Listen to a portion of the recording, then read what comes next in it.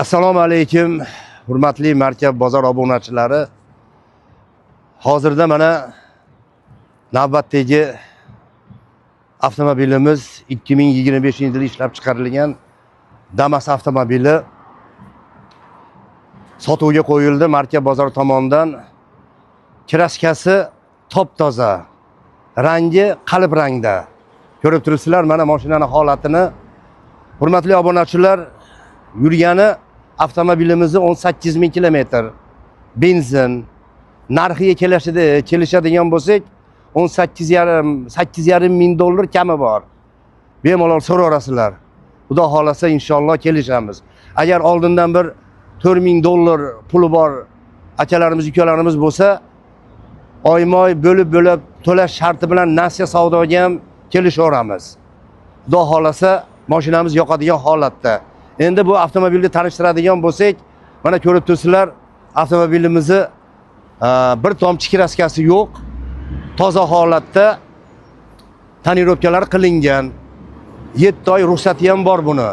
Endi avtomobilimizni yaqinroq kelib bir tanishtiramiz ichlarini. Mana xudo xolasa avtomobilimizni ko'ringlar akalar. Aynaklari pult bilan tutib chiqadi. Mana ko'rsanglar, o knopkasi ham bor, oldida pult bilan chiqib tushadi. Malibu barlarda qo'yib qo'yganmiz, Malibu barlarda. Polni mashina shumka qilingan. Hozir mana orqa eshigini ochib mana 100% shumka qilingan mana. Bemalol tekshirib olishlar mumkin akalar. Hurmatli obunachilar, mana mashinamizni xudo xolasa olgan odam kam bo'lmaydi.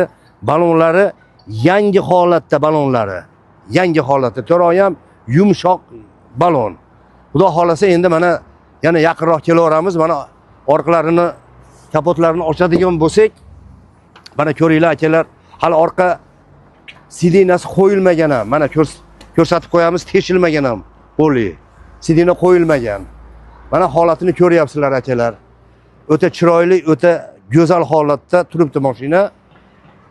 Xudo xolasa olgan odam kam bo'lmaydi. Faqat baraka qiladi xolos mashinadan. Endi hurmatli obunachilar,